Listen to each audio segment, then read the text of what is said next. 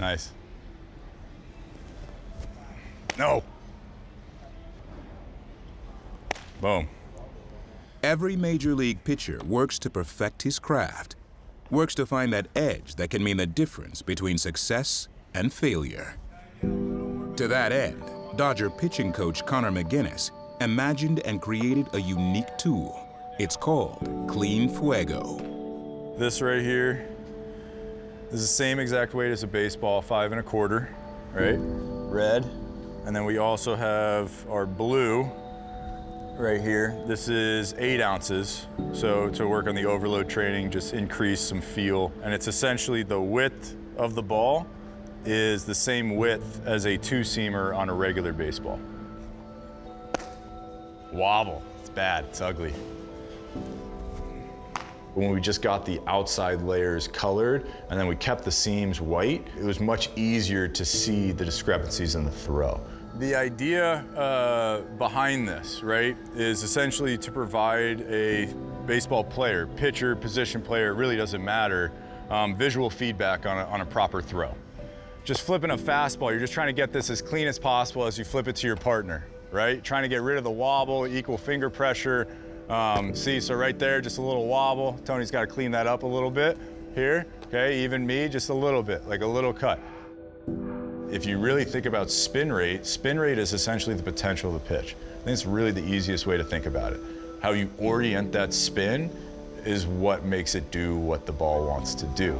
If you have like a Kershaw fastball, when he throws that, you're gonna see his baseball actually spins very clean, and what he does a great job of is it's super efficient spin. So all of that spin is contributing to fighting gravity as long as possible. So when he throws this thing, it's super clean, there's no wobble, and you can't see the sides. When we really dove into the data, we found that a lot of the success of the better pitchers in baseball boiled down to this one common factor of spin efficiency. Ah, boy, you see the slight little cut to his throw? There's nothing wrong with that. That holds its line, right? That's still fine. So when you throw this, if you throw it and you see it just wobble, okay, that's simply a finger pressure issue. Either your index is giving up or your middle finger is taking over at the end. That one's not good. He should never throw that again. I'm calling you out. When we learned spin efficiency was a big thing, I called everyone across the country, hey, what have you guys tried? Like, what do you do to clean up 4-seam ride? What do you guys work on? And quite frankly, there were no good answers. When McGuiness saw the need for something that could help pitchers throw with more efficiency, he shared the idea with his brother Mike, and together they worked with designers to arrive at the ideal product. Connor called it CleanFuego, and what had been an idea became reality when it hit the market in 2020. We just kind of went all in on this one, and fortunate enough, it worked out. Now, don't get me wrong, like you guys are seeing the end product of it. It was not this pretty or sexy at the beginning, and we did have a number of hiccups that we can laugh about now, thank goodness. This is essentially like some of the stuff that goes into a product like CleanFuego.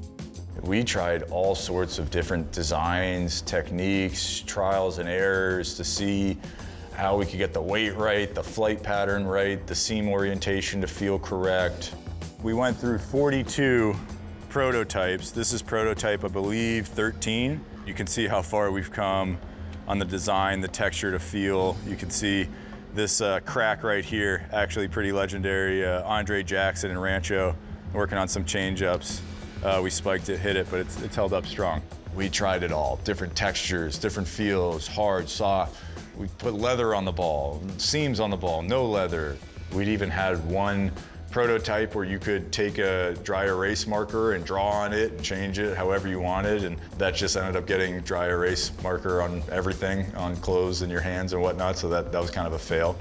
We did create balls where you could throw it and it was actually really easy to spin it, but that wasn't the goal, because I knew if a guy had really bad spin efficiency and he grabbed one of our prototypes and he was able to spin it properly, we weren't accomplishing the goal.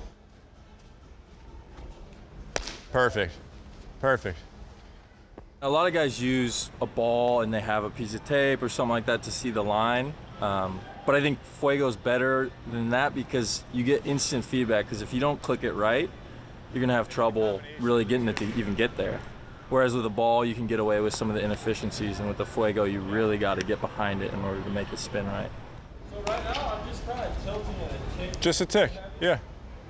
I think your goal here, when you throw this, is more to keep it clean spin. Don't worry necessarily about any cut or anything.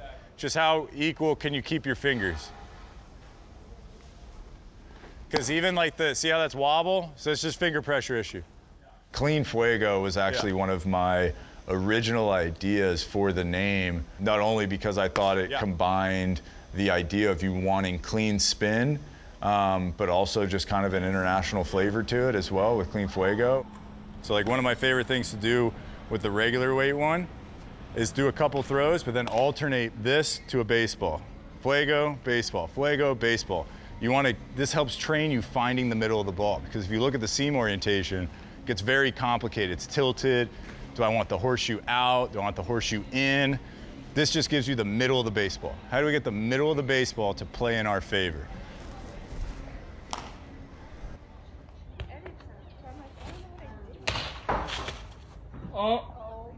A good friend, Joseph Kelly, threw a ball through his window. That was actually one of our CleanFuego balls. And it was a hilarious moment. He FaceTimed me. He said, "Oh man, look at what your ball did to my window." And I was like, "Joe, you threw the thing. The net's like 10 feet away. What happened?" So I was giving him grief. He wasn't even holding it correctly.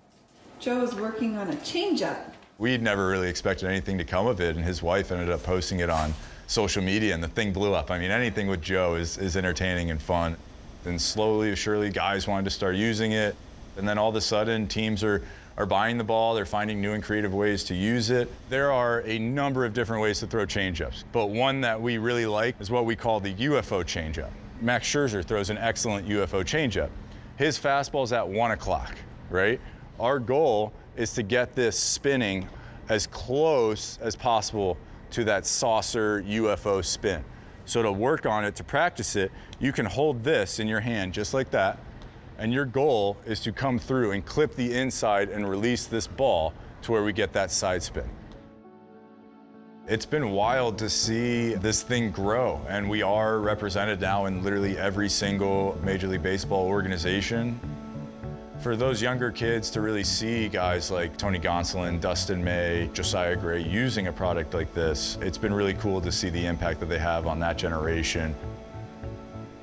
To have CleanFuego kind of take off simultaneously with my career is just a giant blessing.